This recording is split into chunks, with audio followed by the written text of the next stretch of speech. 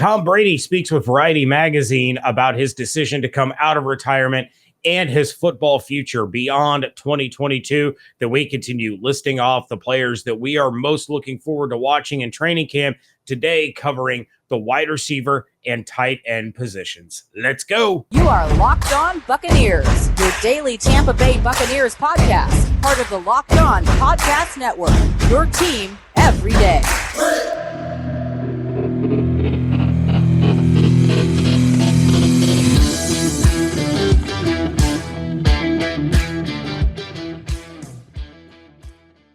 What's up, and welcome to the Locked On Bucs Podcast, part of the Locked On Podcast Network. It's your team every day. We are your daily podcast covering the Tampa Bay Buccaneers, free and available on all platforms, including YouTube.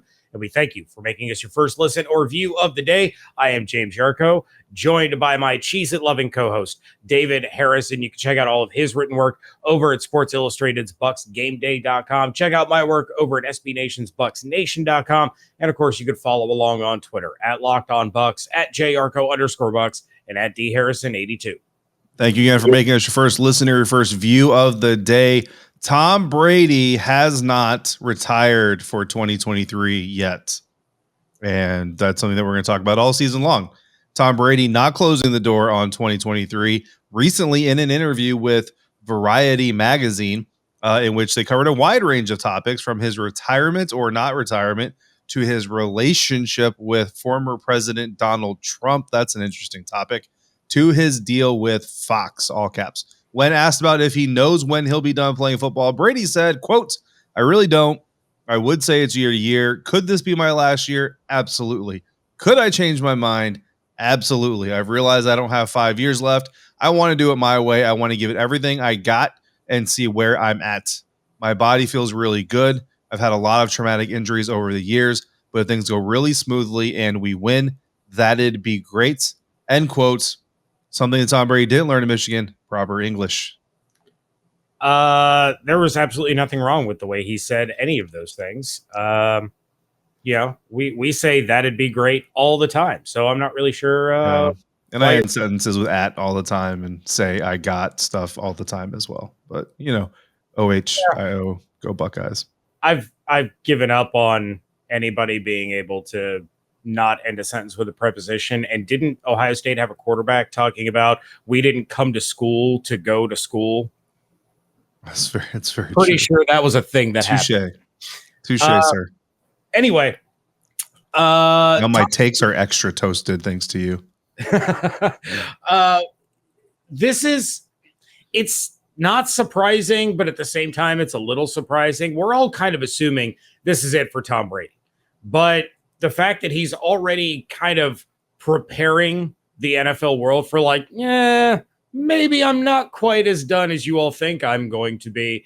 It's an interesting move. I think, I don't know, if I was going to put odds on it, I would say he's like 90% done after this season. And I'll leave that little 10% window open that he returns. Whether or not he returns to the Buccaneers, if he continues playing in 2023, that's a completely different conversation altogether. But, is Brady the kind of guy that would win a Super Bowl with the Buccaneers this year, then move on to another team?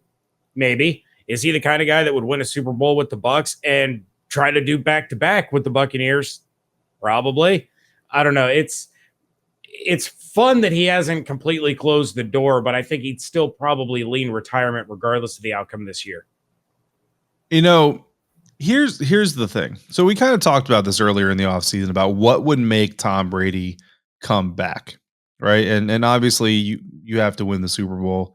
That's step number one. Like, if you don't win a Super Bowl, Tom goes out 2 years in a row, exits the playoffs without a trophy. Like, it's probably game over, right? But if he wins a Super Bowl, he gets number 8. Now you're super close to number 10. And guess what you could also do? You could not only win Super Bowls 8, 9, and 10, but you could win back-to-back championships. You could go the Jordan route and exit the Jordan route, right? That would be amazing. If Tom Brady plays in 2023, he's trying to win another ring, right? Mm-hmm. Well, if you look at all the odds and you look at the teams, the Kansas City Chiefs, they're not going to need a new quarterback. The Buffalo Bills, they're not going to need a new quarterback. the Los Angeles Chargers surely don't need a new quarterback because Justin Herbert is the next coming of Tom Brady without any playoff appearances. Who am I missing here? The Denver Broncos supposedly apparently are very high up in the odds for the AFC. They're not going to need a new quarterback. I mean, I suppose maybe the Saints, like would Tom leave Tampa and go to New Orleans? That would be a thing that we talk about for a very long time. I mean, it's just there's not a lot of great options outside of Tampa when you consider that Brady would only be coming back to win. Like Brady's not coming back just for the love of the game. Like that's not in the cards anymore. So honestly, I mean, if he plays in 2023, I find it hard to believe that it's anywhere but Tampa with the way the NFL landscape looks right now. But Miami's locked and loaded and ready. He was already they are. Play for them, and they have Tyreek Hill and beaches, no state taxes. Do they have Gesicki? He's on a franchise tag. They haven't even talked about an extension. He may not have Gesicki. You know what he could have next year? Mike Gesicki in Tampa as a free agent. I mean, like I'm just saying. What would be an interesting one would be, let's say we go through the 2022 season. Jimmy Garoppolo gets dealt wherever, and then Trey Lance just absolutely face plants. Brady could go to San Francisco for a championship-made team and get you not only leave riding off in the sunset with a Lombardi, but to do it with his childhood team. Now, would he give San Francisco another chance at bringing him in? I don't know. But that would be a scenario where I could see him leaving Tampa and still being able to compete for a championship. And would Kyle Shanahan give up the reins enough, even to a guy like Tom Brady? He's pretty tight on the reins on his offense.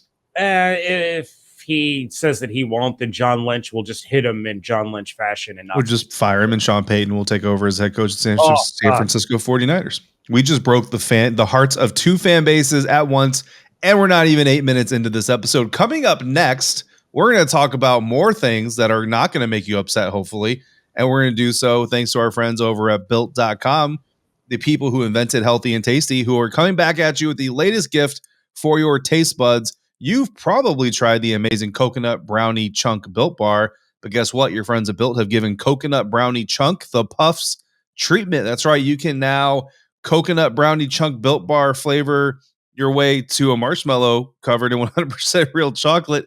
It's like a fluffy cloud of coconut brownie goodness, and that's all good for you because they're good for you. Low calorie, low sugar, high protein, and very, very delicious, but they're only here for a limited time. So go to Built.com now to make sure you don't miss out. They're going fast because they taste amazing. All Built Bars are made with collagen protein, which your body absorbs more efficiently and provides tons of health benefits. Eat something that tastes good and is good for you. The best part about Built Puffs is, of course, they taste amazing, but you can also enjoy them guilt-free. Delicious coconut, rich, sweet brownie, creamy marshmallow. Go to Built.com right now. Order your box. Use the promo code LOCK15. Get 15% off of that order. Again, that's promo code LOCK15 at Built.com. Thanks again for making the Locked On Bucs podcast first listen or view every single day. Which NFL stars move the betting lines the most? Starting July 18th, Locked On gives you the 50 most valuable players in the NFL from the odds makers at BetOnline. Available July 18th on Locked On NFL, wherever you get your podcasts and on the YouTube. We continue our list of players we're most looking forward to seeing in training camp here in just a week and a half or so, which is right around the corner. So let's talk about some wide receivers, James. And the first wide receiver I'm going to talk about that I'm looking forward to seeing at training camp is Russell Gage, the enemy turned friend, former Atlanta Falcons, very shifty, very dynamic, big play ability, short area quickness, wide receiver. Look, outside of the expectations that maybe Chris Godwin can play in week 1, I don't buy it until I see it, type of thing. But if Chris Godwin misses time, Russell Gage is obviously going to play a very, very important role. Now, truth be told, I don't think it's going to be the quote-unquote number 2 wide receiver role. I actually have some different takes on that. Brashad Perryman might have something to say about who really plays that role, but Russell Gage is definitely going to be a big part of this offense, even when Chris Godwin comes back. But again, a lot of people expect him to kind of fill that AB role with a little less jumping jacks, a little less taking off gear before the game is over. And I'm really looking forward to seeing what this former divisional opponent can do now when he's got more weapons around him. In Atlanta, I think he was kind of leaned on a little bit heavier than he should have been. One, because of the decline of Julio Jones, then obviously the exit of Julio Jones, and then also everything going on with Calvin Ridley and the fact that Kyle Pitts is still, a player in development. So Russell Gage getting to slide more into a role that I think he's suited for as a support player versus a lead player. And I think that bodes well for the Tampa Bay Buccaneers as they retool this offense with plenty of weapons, even though they lost some of them, like Rob Gronkowski until Christmas. And so I'm looking forward to seeing what Russell Gage does in training camp, because that's going to lay the foundation for what comes in the regular season. Don't shake your head at me. Evan Klosky and I were right about Brady. We're right about Gronk. No, this time I think it's time to give up on that dream. That's what you said about Tom. I talked about that with Evan on Wednesday's episode, and I fully admit defeat on the Tom front. Obviously, I was wrong, but Brady wasn't doing any interviews where he was talking about like, no, I'm done. I don't even care if the greatest quarterback of all time calls me. I'm done. I'll talk to him about. Why would Tom Brady call himself? That'd be weird. Because when you have the opportunity to call the greatest quarterback of all time or be called by the greatest quarterback of all time, you take advantage. He was FaceTiming himself from like his phone to his MacBook or his iPad. It was constant. It's interesting. Anyway, yeah, Russell Gage is one of my top players overall that I'm looking forward to watching at training camp. And it's for quite a few reasons. How is he going to fit into the offense?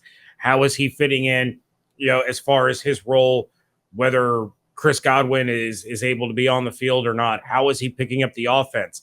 He missed a lot of time with some of these workouts and the optional things earlier in the offseason because of an injury. How is he bouncing back from that? So a lot of reasons to look forward to watching Russell Gage. And I don't know if Brashad Perriman's going to be on the team or not. And Greg Allman, even in his way too early, I think is what he called it, 53-man roster projection, he had Brashad Perriman being released. Now, a key battle at training camp is between Brashad Perriman and the wide receiver that I want to watch, and that's Tyler Johnson. And it's somebody that Evan and I briefly spoke about on Wednesday, but Tyler Johnson is entering his third year. He basically has to take a big step or they're going to move on from him.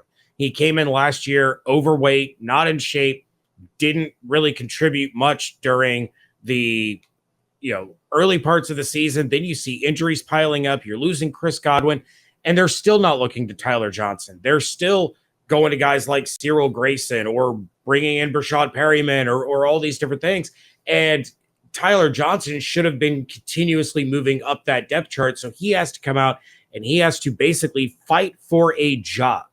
The wide receiver 4 job it's between him, Scotty Miller, Brashad Perriman. It's going to be a tough battle. And chances are, if you don't win that battle and your name is Tyler Johnson, you're not going to end up on this team. They have a lot of players in the wide receiver position. He has to prove something, and it's going to start with Cam. Yeah, absolutely. I mean, I think, it's I can see where Almond's coming from. Like, it's, is there room for a Perriman and a Johnson, or is it one or the other? Look, I think Tyler Johnson's further behind the 8 ball than maybe a lot of other people realize, but it's going to be important, like you said, for him to show that all of this, I don't know, anti-hype, I don't know what you call it, like all this down energy on him is make-believe and frivolous and not to be believed. The final receiver that I'm going to list on this episode here, James, is one that not a lot of people probably know about, Devin Tompkins. And again, I've written about him before, actually. And so before people get too crazy and think that I just kind of pulled this out of a random place,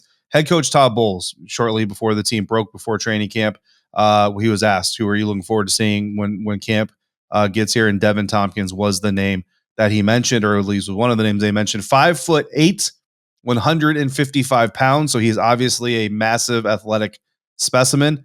Wide receiver, obviously. Look, 4 years at Utah State. His final season with Utah State, 102 catches, 1,704 yards, and 10 touchdowns. Now, as small as he is, obviously the big question is going to be, how can he get off the line of scrimmage? How is his release? And all those things. But he also has some return skills. Now, again, most of these came in 2021, his final year in college, but 10 kick returns, James, 230 yards, 23-yard average. He's got some punt return experience. He's got more kickoff experience than that. But basically, he's a very shifty guy, a little bit lower, obviously, on the sizing. You want more size from guys but can he kind of get in there, that short area quickness? I don't know how much I really predict him to make the 53-man roster. That might be a stretch. I think you're looking at practice squad. But when you look at him, he ran a 4.35 40 at his pro day. Now, again, that was just pro day. He didn't go to the combine. So how accurate was the hand time and all that was reported? That's obviously a question. But if that 4.35 is accurate, then you're talking about the sixth fastest 40 time amongst NFL draft prospects, including going off the scouting combine reports. So Devin Tompkins is just a guy that, again, not predicting him necessarily be like a number 3. Like Scotty Miller's probably not going to get cut, but he's a guy that can make some noise. And, special teams is very important. And this team has struggled to really find a consistent return guy. So if he can make some noise in that area and show some skills as an offensive weapon, maybe things get a little bit interesting. So kind of an obscure name that I wanted to throw out there as well. Yeah, and I will throw this out. I know we're only supposed to talk about 3 of these, but I'm going to throw out an honorable mention, and that's Jalen Darden. He didn't impress as a return specialist. He didn't impress as a wide receiver. He's an expendable piece. There's no question about it. So he's going to have a really, really important training camp coming up because, again, he's battling with guys like Devin Tompkins, who's out here to prove himself and show that he belongs in this league, and he's got the skill for it.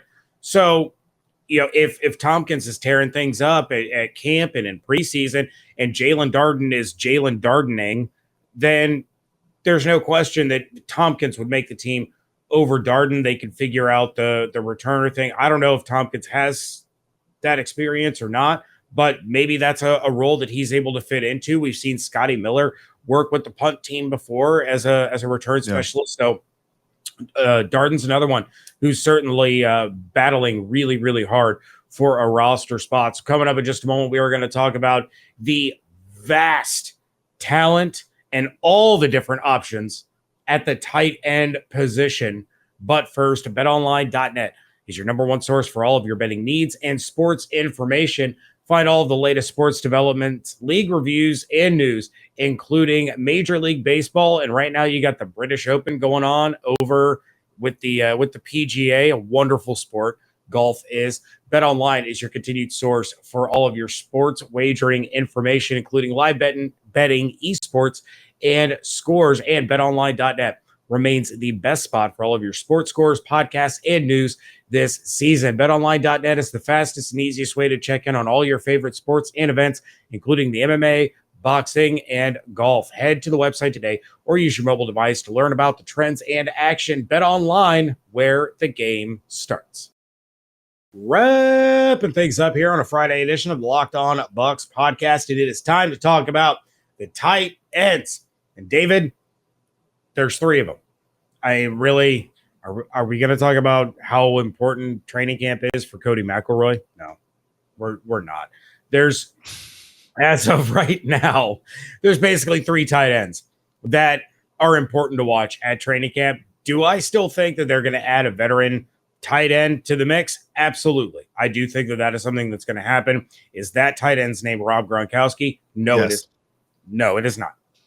But I had mentioned in the last segment that Russell Gage was one of my top overall players that I am looking forward to seeing in training camp. My number 1 overall player that I am looking forward to seeing is Cade Otton. This is a guy injured through the draft process. He was a 2nd-round pick for the Buccaneers and probably would have been the first tight end taken overall had he not been injured. So he's having to come back from an injury. That's going to be an important thing to watch. How is he reacting to that? And then how well are he and Tom Brady meshing? How well are they gelling with one another? Because we know how relied upon the tight end position is by Tom Brady. Is it going to be, Cam Brate that Brady's looking for, or can he and Otton really develop that chemistry, develop that sense of trust, and how early is that going to be? David, we've talked about it before, and we both kind of thought that maybe for Cade Otton, it's going to be, 4, maybe 5 weeks into the season before he kind of takes over for Cameron Brate as that tight end 1. But all of that begins at training camp, so it's really important that Otton grasps the offense, earns Brady's trust, and can really get a jump start on being the number 1 tight end for the Bucs. Yeah, it's really interesting because as many times as Cam Brate has been demoted and then just because of injuries or other circumstances been elevated into the number one tight end role for the Tampa Bay Buccaneers and then proven that he can be a reliable and consistent player for the team. Not a superstar, not a Travis Kelce, a Rob Gronkowski, Darren Waller, all those guys, but a consistent contributor to his team. He continues getting knocked down, but he stays and he loves it and you know what I mean. He's living the dream, playing football, getting paid a lot of money to do it. So hat tip to him. He is not the player, however, that I'm going to talk about here. Instead, I'm going to talk about Kieft, who, James, when he was drafted, was supposed to be a boulder. Basically, they were going to put him on the line of scrimmage from time to time and say, sit in front of a big dude and don't let that big dude move you. And he was going to go out there and do just that. But then rookie minicamp came. Then OTAs came. Then mandatory minicamp came. And all of a sudden, people are talking about how this big guy can also catch the football and can move a little bit better than they thought he could down the field and running some routes. And suddenly, we might have ourselves a very interesting prospect. So how many snaps he's going to get, how many touches, how many catches, all these things, I don't know. I can't predict those things right now. But what I do know is that when we get to training camp, I am looking for and I'm looking to see for myself in person with my own 4 eyes just what he brings to this field because his story right now is very, very intriguing. It's funny, and I can't believe I'm about to unprovoked bring up an Ohio State Buckeye, but it reminds me way back when you and I were talking about Ezekiel Elliott. And one of the knocks on Ezekiel Elliott coming out of Ohio State, heading into the NFL, he can't catch the ball. Well, yes, he can. He wasn't asked to. So Kieft, he wasn't asked to catch the ball in college. He was brought on as an additional blocker. It didn't mean that he couldn't do it. And he's now proved that he absolutely can do it. I look at Kieft.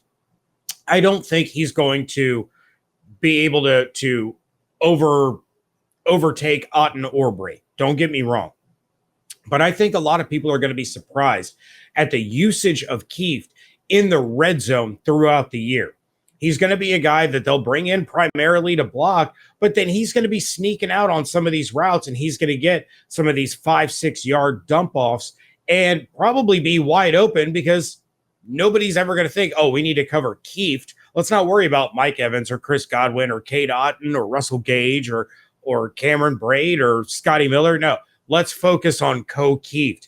And I think that's really going to help elevate him as far as a contributing member of the offense when it comes to the stat sheet. Because obviously, if he's out there blocking, protecting Tom Brady, opening up holes for Leonard Fournette or Rachaad White, he's contributing. But as far as the stat sheet is concerned, I think it's going to surprise people how much he is utilized, especially in that red zone.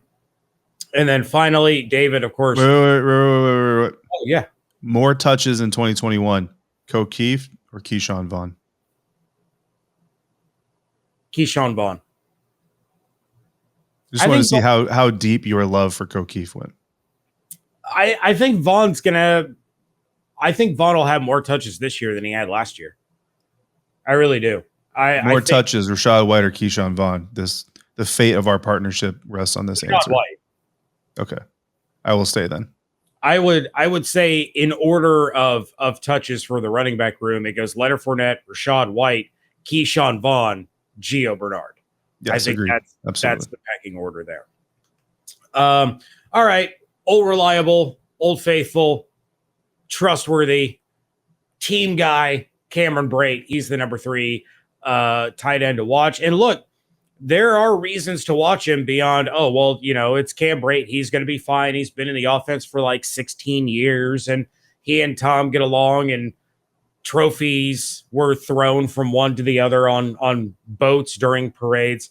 But how is Cam Brate going to take on this new tight end 1 role with the Buccaneers? Because it's been Gronk.